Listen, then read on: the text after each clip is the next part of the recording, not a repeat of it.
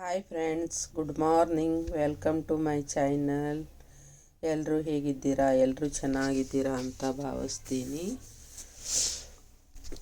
ಈಗ ನೋಡಿ, ಹೊರಗಡೆ ಎಲ್ಲ ಕಸ ಹೊಡೆದು ನೀರು ಹಾಕಿ ಎಲ್ಲ ರಂಗೋಲಿ ಹಾಕ್ಕೊಂಡು ಒಳಗಡೆ ಬಂದು ಒಳಗಡೆ ಎಲ್ಲ ಕಸ ಹೊಡ್ಕೊಂಡು ಹಾಗೆ ಚಹಾ ಮಾಡಿ ಎಲ್ಲ ಕುಡಿದು ವಾಕಿಂಗಿಗೆಲ್ಲ ಹೋಗಿ ಬಂದೆ. ಈಗ ನಾಷ್ಟ ಮಾಡಬೇಕಂತ ದೋಸೆ ಮಾಡ್ಕೋತಾ ಇದ್ದೀನಿ. ಯಾರೆಲ್ಲ ನನ್ನ ವಿಡಿಯೋ ನೋಡ್ತಾ ಇದ್ದೀರಾ ದಯವಿಟ್ಟು ಸಬ್ಸ್ಕ್ರೈಬ್ ಮಾಡಿಕೊಂಡು ವಿಡಿಯೋನ ಪೂರ್ತಿಯಾಗಿ ನೋಡಿ. ಹಾಗೆ ಒಂದು ಲೈಕನ್ನು ಕೊಡಿ. ನೀವು ಲೈಕ್ ಕೊಡೋದ್ರಿಂದ ನಮಗೂ ಕೂಡ ಖುಷಿ ಆಗುತ್ತೆ ಮತ್ತು ಮುಂದಿನ ವಿಡಿಯೋ ಹಾಕೋದಕ್ಕೆ. ದಯವಿಟ್ಟು ಲೈಕ್ ಕೊಡಿ. ಹಾಗೆ ವಿಡಿಯೋನ ಯಾರೂ ಸ್ಕಿಪ್ ಮಾಡದೆ ಪೂರ್ತಿಯಾಗಿ ನೋಡಿ. ಈಗ ನೋಡಿ, ದೋಸೆ ತಿರುವಿ ಹಾಕ್ಕೋಬೇಕಂತ ತಿರುವಿ ಹಾಕ್ತಾ ಇದ್ದೀನಿ. ನೋಡಿ, ಉದ್ದಿನ ಬೇಳೆ ಹಾಗೆ ಅಕ್ಕಿ ಹಾಕಿ ದೋಸೆ ಮಾಡಿದ್ದೆ. ನೋಡಿ ಹೇಗೆ ಬಂದಿದೆ ನೋಡಿ, ತೆಳ್ಳಗಾಗಿ ಕ್ರಿಸ್ಪಿಯಾಗಿ ಚೆನ್ನಾಗಿ ಬಂದಿದೆ. ಮಸಾಲೆ ದೋಸೆ ಥರ ದೋಸೆ ಎಲ್ಲ ಮಾಡಿಕೊಂಡು ನಾಷ್ಟ ಮಾಡಿಕೊಂಡು ಆಮೇಲೆ ಮತ್ತೆ ಸ್ಟಿಚ್ಚು ಮಾಡೋದಕ್ಕೆ ಕೊಡಬೇಕು. ಪಿಕೋ ಫಾಲ್ಸ್ ಮಾಡೋದಿದೆ, ಅದನ್ನು ಮಾಡಬೇಕು. ಹಾಗೆ ಮತ್ತು ಬ್ಲೌಸೆಲ್ಲ ಸ್ಟಿಚ್ ಮಾಡಿದ್ದಿದೆ, ಹೆಮ್ಮಿಂಗ್ ಮಾಡಬೇಕು. ಇವತ್ತು ಎಲ್ಲ ಹೆಮ್ಮಿಂಗ್ ಮಾಡಬೇಕು ಕೂತ್ಕೊಂಡು. ಈಗ ನೋಡಿ, ದೋಸೆ ಹಾಕ್ಕೋತಾ ಇದ್ದೀನಿ. ಮತ್ತು ನೋಡಿ, ಈ ಥರ ತೆಳ್ಳಗೆ ಹಾಕಿದರೆ ಚೆನ್ನಾಗಿ ಬರುತ್ತೆ. ದೋಸೆ ತೆಳ್ಳಗೆ ಮಾಡಿ ಹಾಕ್ಕೋಬೇಕು, ತಿನ್ನೋದಕ್ಕೆ ರುಚಿಯಾಗಿರುತ್ತೆ ತೆಳ್ಳಗೆ ಮಾಡೋದ್ರಿಂದ. ಈಗ ನೋಡಿ, ಎಲ್ಲ ಕೆಲಸ ಮುಗಿಸ್ಕೊಂಡು ನೋಡಿ, ರಾತ್ರಿ ಎಲ್ಲ ಪಾತ್ರೆ ಎಲ್ಲ ತಿಕ್ಕಿಟ್ಟಿದ್ದೆ. ಈಗ ಜೋಡಿಸ್ಕೋತಾ ಇದ್ದೀನಿ. ನೋಡಿ, ರಾತ್ರಿನೇ ತಿಕ್ಕಿಟ್ಕೊಂಡ್ಬಿಡ್ತೀನಿ ನಾನು. ಊಟ ಮಾಡಿದ ಕೂಡಲೇ ಎಲ್ಲ ಪಾತ್ರೆಗಳು ತಿಕ್ಕಿಟ್ಕೊಂಡು ಆಮೇಲೆ ಎಲ್ಲ ಕ್ಲೀನ್ ಮಾಡಿಕೊಂಡೇ ಮಲ್ಕೋತೀನಿ. ಅಂದರೆ ಬೇಗ ಚೆನ್ನಾಗಿರುತ್ತೆ.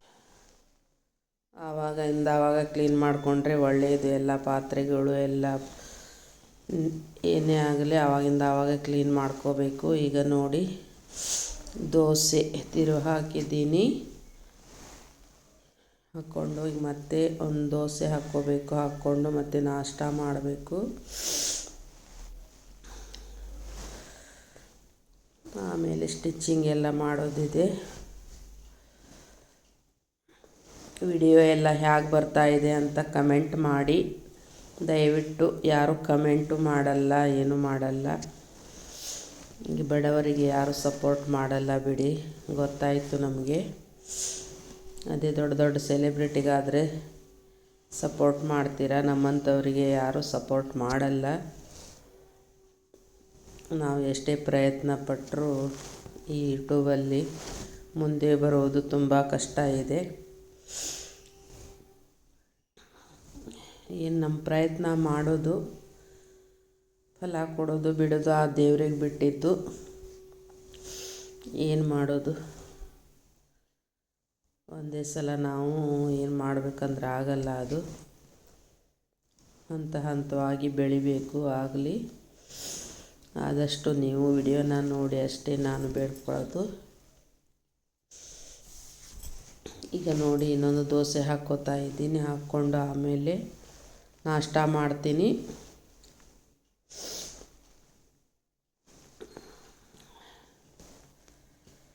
ನೋಡಿ, ಇನ್ನೂ ಸ್ವಲ್ಪ ದೋಸೆ ಹಿಟ್ಟು ಹಾಗೇ ಇದೆ. ಖಾಲಿನೇ ಆಗೋದಿಲ್ಲ ಅದು ದೋಸೆ ಹಿಟ್ಟು. ನಾವು ಎಷ್ಟು ಕಮ್ಮಿ ಮಾಡಿದರೂ ಖಾಲಿ ಆಗಲ್ಲ ಮತ್ತು ಉಳಿದು ಬಿಡುತ್ತೆ. ಏನು ಮಾಡೋಕ್ಕಾಗಲ್ಲ. ನೋಡಿ, ಎಣ್ಣೆ ಹಾಕ್ಕೋತಾ ಇದ್ದೀನಿ ದೋಸೆಗೆ. ದೋಸೆ ಹೇಗೆ ಬಂದಿದೆ ಅಂತ ಕಮೆಂಟ್ ಮಾಡಿ.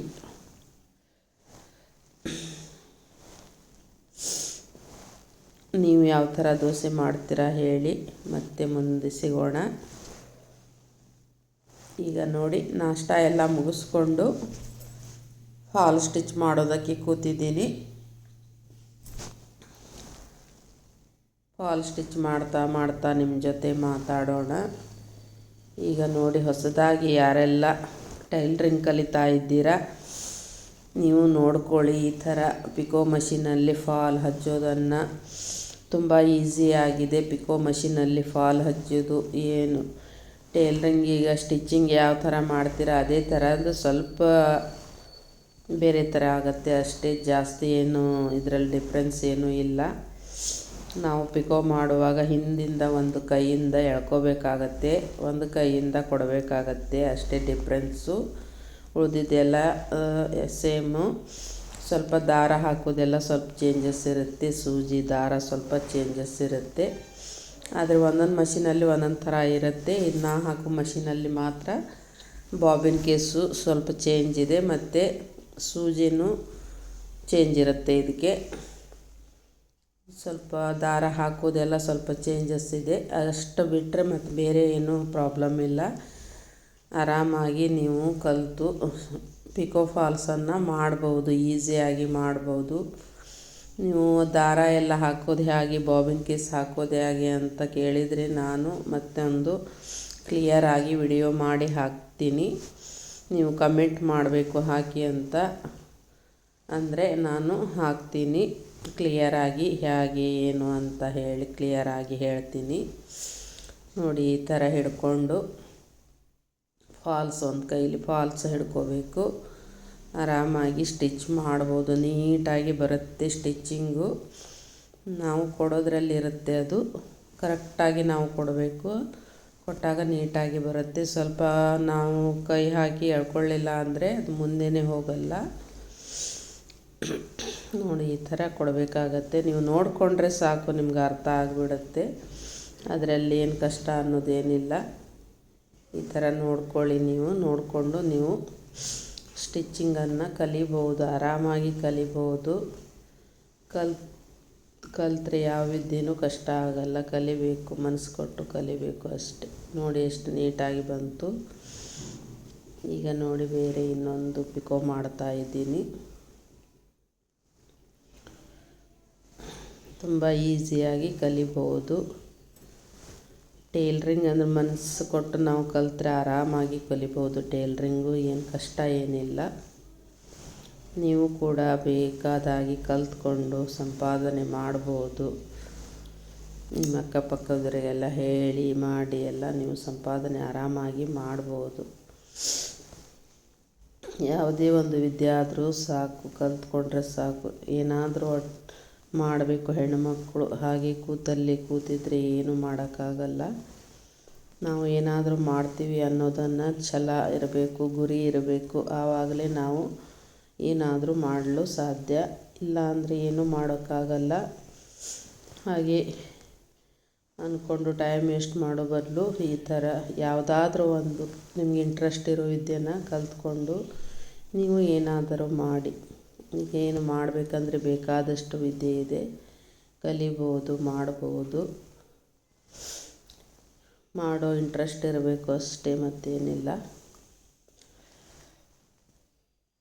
ಹೆಣ್ಮಕ್ಳು ಯಾವಾಗಲೂ ಆ್ಯಕ್ಟಿವ್ ಆಗಿ ಇರಬೇಕು, ಆಳಸಿತನ ಮಾಡಬಾರ್ದು. ಆಳಸಿತನ ಮಾಡಿದರೆ ಏನೂ ಮಾಡೋದಕ್ಕಾಗಲ್ಲ. ನಾವು ಮಾಡ್ತೀವಿ ಅನ್ನೋದು ನಮಗೆ ಇದು ಇರಬೇಕು, ಅಂದಾಗ ಎಲ್ಲ ಮಾಡ್ಬೋದು. ಈಗ ನೋಡಿ, ಸ್ಟಿಚಿಂಗ್ ಮುಗಿಸ್ಕೊಂಡು ಎಲ್ಲ ಸ್ನಾನ ಮಾಡಿ ಬಟ್ಟೆ ಎಲ್ಲ ಮುಗಿಸ್ಕೊಂಡು ಈಗ ಪೂಜೆ ಎಲ್ಲ ಮುಗಿಸ್ಕೊಂಡು ಈಗ ಅನ್ನಕ್ಕೆ ಇಡ್ತಾಯಿದ್ದೀನಿ. ನೋಡಿ, ಕುಕ್ಕರಲ್ಲಿ ಅನ್ನಕ್ಕಿಟ್ಟು ಆಮೇಲೆ ಸ್ವಲ್ಪ ಪಲ್ಯ ಮಾಡಬೇಕು.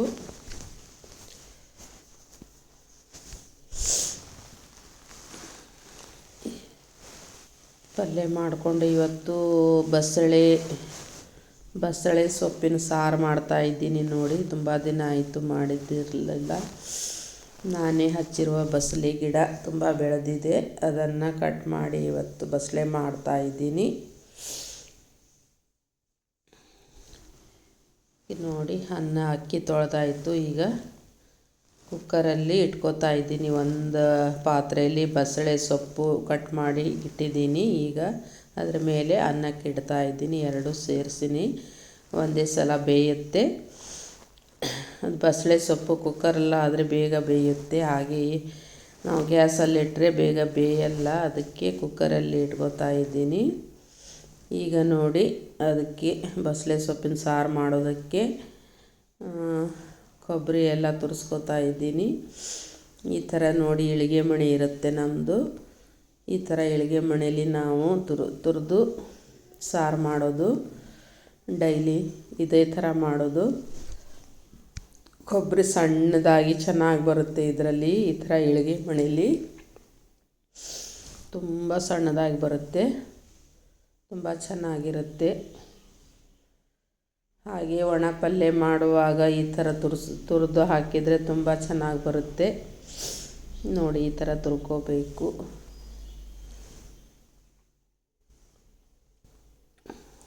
ಮತ್ತು ಎಲ್ಲ ರುಬ್ಬಿಕೊಂಡು ಆಮೇಲೆ ಸಾರು ಮಾಡಿಕೊಂಡು ಹಾಗೆ ಊಟ ಮಾಡಬೇಕು. ಬಸಳೆ ಸೊಪ್ಪು ತುಂಬ ಒಳ್ಳೆಯದು, ಆರೋಗ್ಯಕ್ಕಂತೂ ತುಂಬಾ ಒಳ್ಳೆಯದು. ಇದು ಹಾರ್ಟ್ ಪ್ರಾಬ್ಲಮ್ ಇದ್ದವರಿಗಂತೂ ತುಂಬ ಒಳ್ಳೆಯದು. ಹಾಗೆ ಬಾಡಿ ಸ್ವಲ್ಪ ಹೀಟ್ ಆದರೆ ಅದಕ್ಕೂ ಒಳ್ಳೆಯದು. ಎಲ್ಲ ರೀತಿಯಿಂದಲೂ ಬಸಳೆ ಸೊಪ್ಪು ಆರೋಗ್ಯಕ್ಕೆ ತುಂಬ ಒಳ್ಳೆಯದು. ನೀವು ಕೂಡ ಮಾಡಿ ನೋಡಿ, ಆರೋಗ್ಯಕ್ಕಂತೂ ತುಂಬಾ ಒಳ್ಳೆಯದು. ಈ ಥರ ಕೊಬ್ಬರಿ ಹಾಕ್ಕೊಂಡು ಮಾಡಿದರೆ ತುಂಬ ಚೆನ್ನಾಗಿರುತ್ತೆ. ಅದಕ್ಕೆ ಸ್ವಲ್ಪ ಬೆಳ್ಳುಳ್ಳಿ ಜಾಸ್ತಿನೇ ಹಾಕಬೇಕು. ಆಮೇಲೆ ಒಂದು 2-3 ಒಣ ಮೆಣಸಿನ್ಕಾಯಿ, ಸ್ವಲ್ಪ 1-2 ಕಾಳು ಅಕ್ಕಿ. ನಾವು ರುಬ್ಬಿಕೊಂಡು ತೆಗೆಯುವಾಗ ಸ್ವಲ್ಪ ಅಕ್ಕಿನ ಹಾಕ್ಕೊಂಡು ಬೆಳ್ಳುಳ್ಳಿ ಎಲ್ಲ ಹಾಕ್ಕೊಂಡು ರುಬ್ಬಿ ತೆಗಿಬೇಕು. ಈಗ ನೋಡಿ ಮಿಕ್ಸಿ ಇಟ್ಕೋತಾ ಇದ್ದೀನಿ. ನಮ್ಮ ರೇಷನ್-ಕಟ್ಟೆ ಎಲ್ಲ ಚಿಕ್ಕದಾಗಿದೆಯಲ್ಲ, ಹೀಗಾಗಿ ಅಲ್ಲಿ ಆವಾಗ ಇಟ್ಕೊಂಡು ಮಿಕ್ಸಿನ ರುಬ್ಬಿಕೊಂಡು ಮತ್ತೆ ತೆಗೆದಿಡಬೇಕಾಗತ್ತೆ. ಈ ಕಡೆ ಹಾಕಿಸ್ಬೇಕು, ಅದು ಯಾವಾಗ ಕೂಡ ಬರುತ್ತೋ ಕಾಲ ಗೊತ್ತಿಲ್ಲ. ರೇಷನ್-ಕಟ್ಟೆ ಹಾಕಿಸ್ಬೇಕು, ಯಾವಾಗ ಕಾಲ ಕೂಡ ಬರುತ್ತೆ ಅಂತ ಗೊತ್ತಿಲ್ಲ, ದೇವರಿಗೆ ಗೊತ್ತು. ಈಗ ನೋಡಿ ಜಾರಲ್ಲಿ ನಾನು ಎಲ್ಲ ಕೊಬ್ಬರಿ ಎಲ್ಲ ಹಾಕ್ಕೋತಾ ಇದ್ದೀನಿ. ತುರಿದಿದ್ದು ಕೊಬ್ಬರಿ ಎಲ್ಲ ಅದಕ್ಕೆ ನೀರು ಹಾಕ್ಕೊಂಡಿದ್ದೀನಿ. ಹಾಗೆ ಸ್ವಲ್ಪ 3 ಅಥವಾ 4 ಮೆಣಸಿನ್ಕಾಯಿ, ನಾವು ಎಷ್ಟು ಮಾಡ್ತೀವೋ ಅದರ ಮೇಲೆ ಬಿಟ್ಟಿದ್ದು. ಹಾಗೆ ಬೆಳ್ಳುಳ್ಳಿ, 1-2 ಬೆಳ್ಳುಳ್ಳಿ. ಆಮೇಲೆ ತೆಗಿಯುವಾಗ 1-2 ಕಾಳು ಅಕ್ಕಿ ಕಾಳು ಹಾಕಬೇಕು, ಅಂದ್ರೆ ಸಾರು ಚೆನ್ನಾಗಿ ಬರುತ್ತೆ. ನೀವು ಒಂದ್ಸಲ ಈ ಥರ ಮಾಡಿ ನೋಡಿ, ತುಂಬ ಒಳ್ಳೆಯದು ಆರೋಗ್ಯಕ್ಕೆ. ಏನೇ ಹೆಲ್ತ್ ಪ್ರಾಬ್ಲಮ್ ಇದ್ದರೂ ಕಡಿಮೆ ಆಗುತ್ತೆ, ತುಂಬಾ ಒಳ್ಳೆಯದು.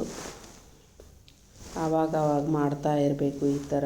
ಬಸಳೆ ಸೊಪ್ಪು, ಕೇಸು ಅಂತ ಹೇಳಿ ಇನ್ನೊಂದು ಇರುತ್ತೆ, ಅದನ್ನು ಕೂಡ ತುಂಬ ಒಳ್ಳೆಯದು. ಮತ್ತು ಇದು ಸುವರ್ಣಗಡ್ಡೆ ಅಂಥೇಳಿ ಆ ಥರದ್ದೆಲ್ಲ ತಿಂದರೆ ತುಂಬಾ ಒಳ್ಳೆಯದು.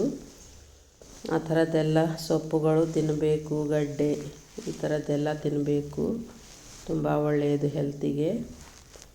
ಸಿಗೋದು ತುಂಬ ಅಪರೂಪ. ಈ ಕಡೆ ಉತ್ತರ ಕನ್ನಡದಲ್ಲಿ ತುಂಬ ಸಿಗತ್ತೆ ಈ ಥರದ್ದೆಲ್ಲ. ನೋಡಿ ರುಬ್ಕೋತಾ ಇದ್ದೀನಿ. ಈಗ ನೋಡಿ ಬೆಳ್ಳುಳ್ಳಿ ಹೆಸಳನ್ನು ಕ್ಲೀನ್ ಮಾಡಿಕೊಂಡು ಹಾಕ್ಕೋತಾ ಇದ್ದೀನಿ. ನೋಡಿ ಬೆಳ್ಳುಳ್ಳಿ ಒಂದು ಸ್ವಲ್ಪ ಜಾಸ್ತಿನೇ ಹಾಕಬೇಕು ಇದರಲ್ಲಿ. ಬೆಳ್ಳುಳ್ಳಿ ವಾಸನೆ ಘಮ ಘಮ ಅಂತಿದ್ರೆ ತುಂಬ ಚೆನ್ನಾಗಿರುತ್ತೆ ಸಾರು. ಸಾರು ಜಾಸ್ತಿ ತೆಳ್ಳಗೆ ಮಾಡಬಾರ್ದು, ದಪ್ಪನೇ ಮಾಡಬೇಕು. ತೆಳ್ಳಗಾದರೆ ಅಷ್ಟು ರುಚಿ ಬರಲ್ಲ, ಸ್ವಲ್ಪ ದಪ್ಪನೇ ಮಾಡಬೇಕು ಸಾರು.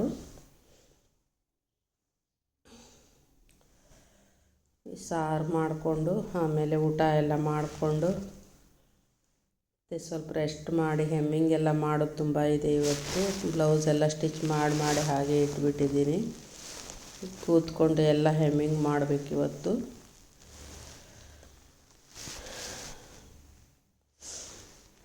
ನೋಡಿ ನನ್ನ ವಿಡಿಯೋ ಹೇಗೆ ಬಂದಿದೆ ಅಂತ ಕಮೆಂಟ್ ಮಾಡಿ, ದಯವಿಟ್ಟು ಪ್ಲೀಸ್ ಕಮೆಂಟ್ ಮಾಡಿ. ನಿಮ್ಮ ಕಮೆಂಟ್ ನಮಗೆ ತುಂಬಾ ಮುಖ್ಯ. ಮುಂದಿನ ವಿಡಿಯೋ ಹಾಕೋದಕ್ಕೆ ನಮಗೂ ಒಂದು ಸ್ಫೂರ್ತಿ ಸಿಗುತ್ತೆ ನಿಮ್ಮ ಕಮೆಂಟಿಂದ. ಈಗ ನೋಡಿ ರುಬ್ಬಿ ಆಯಿತು. ಈಗ ಕುಕ್ಕರಲ್ಲಿರೋದನ್ನು ಬೇಯಿಸೋಕ್ಕಿಟ್ಟಿದ್ದನ್ನು ತೆಗೆದು, ಕುಕ್ಕರ್ ಆರಿದೆ ಈಗ, ತೆಗೆದು ಈಗ ಸಾರು ಕುದಿಸ್ಬೇಕು. ಮಸಾಲೆ ಎಲ್ಲ ಹಾಕ್ಕೊಂಡು ಮತ್ತೆ ಕುದಿಸ್ಬೇಕು.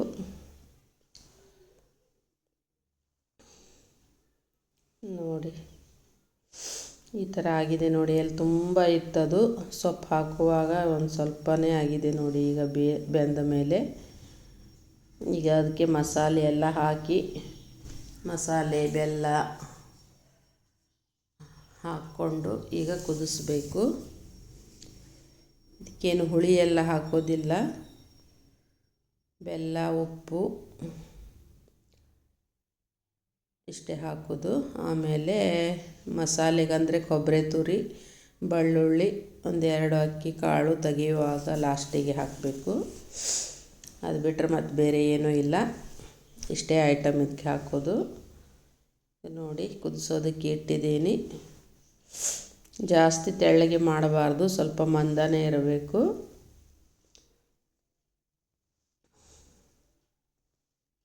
ನೋಡಿ ಚೆನ್ನಾಗಿ ಕುದಿ ಬರಬೇಕು. ಕುದಿ ಬಂದಮೇಲೆ ಗ್ಯಾಸನ್ನು ಆಫ್ ಮಾಡೋದಷ್ಟೇ, ಮತ್ತೇನಿಲ್ಲ. ಈಗ ನೋಡಿ ಎಲ್ಲ ಕ್ಲೀನ್ ಮಾಡ್ಕೋತಾ ಇದ್ದೀನಿ. ನಾವು ಕೆಲಸ ಆದ ಕೂಡಲೇ ಎಲ್ಲ ಕ್ಲೀನ್ ಮಾಡಿಕೊಂಡ್ರೆ ನಮಗೆ ತುಂಬ ಹಗುರ ಆಗುತ್ತೆ. ಆವಾಗಿಂದ ಆವಾಗ ಎಲ್ಲ ಕೆಲಸ ಮುಗಿದು ಬಿಡುತ್ತೆ, ಮತ್ತು ಬಾಕಿ ಇರೋದಿಲ್ಲ. ಈ ಥರ ಮಾಡೋದ್ರಿಂದ ಪಾತ್ರೆ ಆಗಲಿ ಎಲ್ಲ ಆವಾಗಿಂದ ಆವಾಗನೇ ತೊಳ್ಕೊಂಬಿಡಬೇಕು. ತುಂಬಾ ಒಳ್ಳೆಯದು, ಒಳ್ಳೆಯ ರೂಢಿ. ನಾವು ಹೆಣ್ಮಕ್ಳು ಯಾವ ಥರ ನೀಟಾಗಿ ಕೆಲಸ ಮಾಡ್ತೀವಿ ಅಷ್ಟು ಅಡುಗೆ ಮನೆ ಅಚ್ಚುಕಟ್ಟಾಗಿರುತ್ತೆ. ಎಲ್ಲ ನಮ್ಮ ಕೈಲೇ ಇರುತ್ತೆ ನೋಡಿ. ಅಡುಗೆ ಮನೆದು ನಾವು ಯಾವ ಥರ ಕೆಲಸ ಮಾಡ್ತೀವಿ ಆ ಥರದ ಮೇಲೆ ಎಲ್ಲ ಇರುತ್ತೆ. ನೀಟಾಗಿ ಕೆಲಸ ಮಾಡೋದನ್ನು ಕಲಿಬೇಕು ಹೆಣ್ಮಕ್ಳು. ಯಾವ ಥರ ಬೇಗ ಬೇಗ ಮಾಡ್ಕೋಬೇಕು, ಯಾವ ಥರ ನೀಟಾಗಿ ಇಟ್ಕೋಬೇಕು. ನಾವು ಅಡುಗೆ ಮನೆ ಎಷ್ಟು ನೀಟಾಗಿ ಇಟ್ಕೋತೀವಿ ಅಷ್ಟು ತುಂಬಾ ಒಳ್ಳೆಯದು. ಮನೆಯಲ್ಲಿ ಗಲೀಜಾಗಲಿ ಧೂಳಾಗಲಿ ಈ ಥರ ಯಾವುದೂ ಇಟ್ಕೋಬಾರ್ದು, ಮನೆಗೆ ಒಳ್ಳೆಯದಲ್ಲ, ಅಶುಭ ಲಕ್ಷಣ ಅದು. ನಾವು ನೀಟಾಗಿ ಇಟ್ಕೊಂಡ್ರೆ ಮನೆಗೆ ತುಂಬ ಒಳ್ಳೆಯದು. ನೋಡಿ ಸಾರು ಕುದೀತಾ ಇದೆ. ಈಗ ಪಾತ್ರೆ ಎಲ್ಲ ತೊಳ್ಕೊತಾ ಇದ್ದೀನಿ.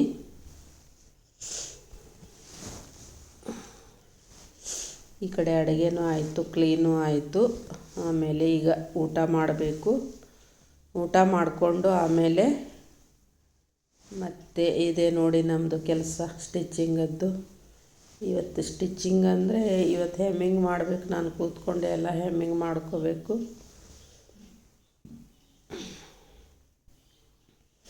ನೋಡಿ ಕುದೀತಾ ಇದೆ ನೋಡಿ. ಮತ್ತೆ ಸಿಗೋಣ ಮುಂದಿನ ವಿಡಿಯೋದೊಂದಿಗೆ. ನಮಸ್ಕಾರ.